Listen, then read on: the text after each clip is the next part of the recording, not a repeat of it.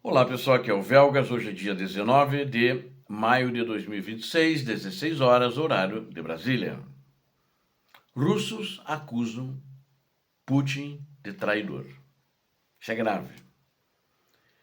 E por causa disso que ele, acredito desses comentários, que ele acabou prejudicando o seu próprio exército, com medo, eles também pesquisam, eles sabem, e está refugiado num bunker que ninguém sabe onde é que está. Acho que essa é a grande questão, né?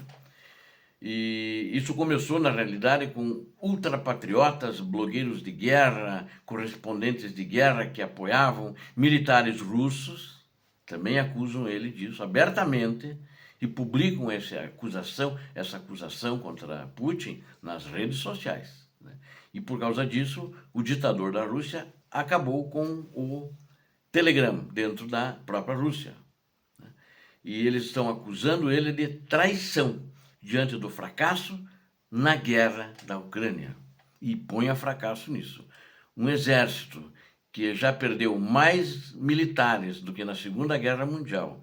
E lá era um inimigo muito maior, mais poderoso. E ele tinha aliados também, né? Aquele para avançar com tropas dos Estados Unidos da América, que lideraram essa coalizão contra os nazistas, né?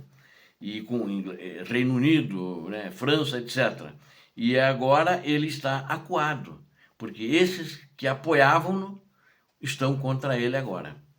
Assista esse vídeo aqui completo para entender como a resistência ucraniana ela desmantelou os planos de mobilização em massa na Rússia e gerou pânico nos canais da Rússia.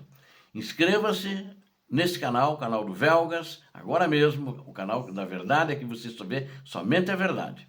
Deixe o seu like, a todos eu peço isso, compartilhe com seus amigos e comente abaixo sobre a visível fragmentação do apoio à guerra da Rússia, né? Como é que essa fragmentação, esse apoio já está estraçalhado, desmoronou. Senão não haveria essas declarações publicamente contra o ditador da Rússia. A proposta de uma nova mobilização em massa levantada pelo Comando Militar das Forças Armadas da Rússia pode gerar consequências catastróficas para o país. A afirmação contundente foi feita de forma pública para correspondentes de guerra. A correspondente de guerra russa Anastasia Kochevarova, através de canais de comunicação da comunidade militar. Os analistas de propaganda do país russo debatem com extrema preocupação os prováveis planos do Kremlin de mobilizar 5 milhões de cidadãos para o fronte. Mas eles não têm nem dinheiro para isso. Eles não têm dinheiro para mobilizar nada mais. Kochevarova questionou abertamente se a estrutura logística do Estado possui armamento e equipamentos modernos suficientes para abastecer esse contingente de 5 milhões de soldados que está planejado pelo Kremlin. A correspondente criticou o desperdício contínuo de recursos humanos que resulta no posicionamento de milhares de soldados russos sob o fogo de drones ucranianos, ou seja, ela está questionando inclusive as baixas do exército da Rússia. A precisão tecnológica dos veículos aéreos não tripulados da Ucrânia, ou seja, os drones, aniquila as forças invasoras e eleva drasticamente o número de mortos e desaparecidos em combate. Essa jornalista russa apoiou as ações do governo no início da invasão. Ela é conhecida como uma russa ultranacionalista, mas agora expressa total insatisfação com os rumos dos acontecimentos. Diversos blogueiros militares e correspondentes de guerra que defendem a guerra afirmam que uma mobilização desse tamanho deixaria as Forças Armadas sem armas e sem comandantes qualificados. É de fato, se põe 5 milhões de soldados, cadê os oficiais para isso? Quem que vai comandar os batalhões? Não tem. E muitos desses oficiais, tenentes que comandam pelotões, sargentos, né, morreram. A Rússia perdeu muitos oficiais e muitos sargentos. Os especialistas da Rússia, que é o país que agrediu a Ucrânia criminosamente, reconhecem que enviar homens sem o devido treinamento técnico e material, equivale a promover um sacrifício em massa das tropas. Agora, o meu comentário é o que está acontecendo hoje. Eles não têm treinamento, é um exército pífio, é um exército incompetente. Então, é exatamente o que acontece hoje.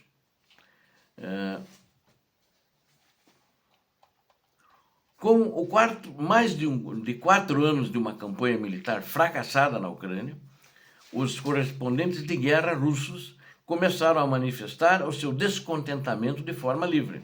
A frustração cresce diariamente na comunidade de analistas militares, devido à ausência total de sucessos territoriais relevantes no campo de batalha, ou seja, no teatro de operações. O endurecimento severo das leis de controle interno e a censura estatal dentro da Federação Russa também impulsionam a revolta dos próprios propagandistas.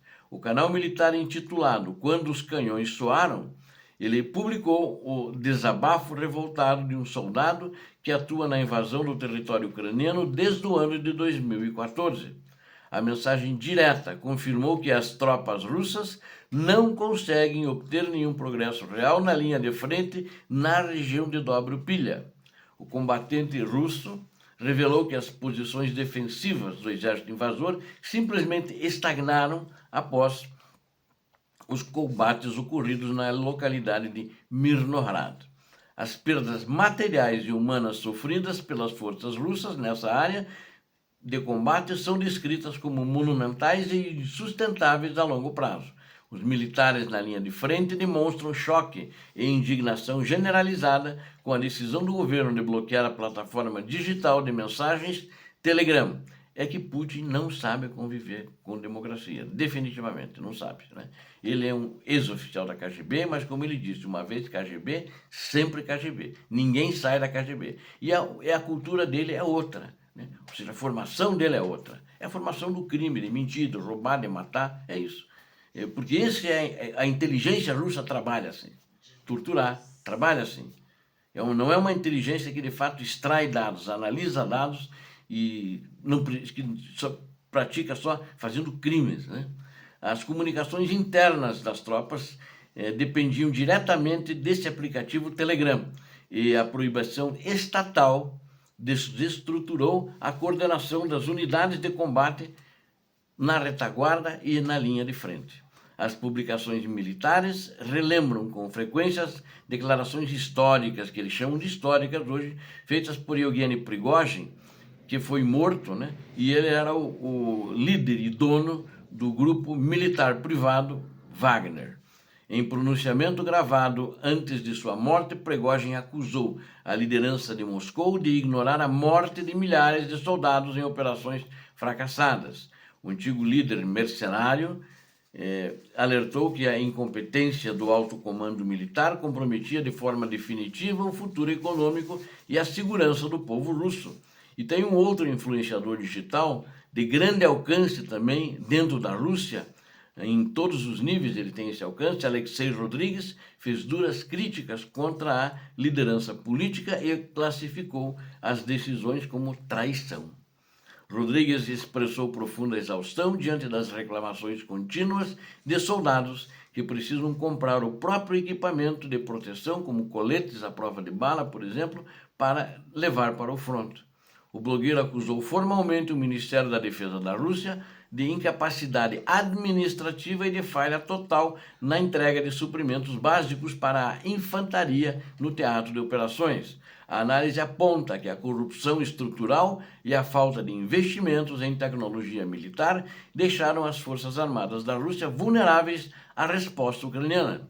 A sociedade russa colhe os resultados das escolhas políticas do passado que mantiveram no poder um grupo centralizado focado em interesses puramente pessoais e corruptos. A resistência obstinada e a superioridade tática da Ucrânia continuam a expor de forma clara as rachaduras internas e a fraqueza da máquina estatal da Rússia. Para nós concluirmos, as divisões internas e as acusações mútuas entre os propagandistas do Kremlin comprovam a ineficácia da estratégia de desgaste adotada pela Federação Russa. A incapacidade de avançar no terreno e a falta de suprimentos militares básicos corroem o moral das tropas e destroem a coesão do comando político russo, enquanto o governo em Moscou enfrenta crises e revoltas em sua própria base de apoio, a Ucrânia consolida sua superioridade e avança com firmeza, trazendo cada vez mais prejuízos à Rússia e enfraquecendo-a moralmente, economicamente e militarmente. Obrigado a vocês que assistiram a esse vídeo, conto com vocês. Não se esqueçam, inscrevam-se, deem um like, compartilhem com suas redes sociais, façam seus comentários, sempre muito bem-vindos. Eu peço a Deus que abençoe a todos vocês, eu peço a Deus que abençoe a Ucrânia, peço a Deus que abençoe o Brasil. Paz e bem, paz para toda a humanidade. Muito obrigado.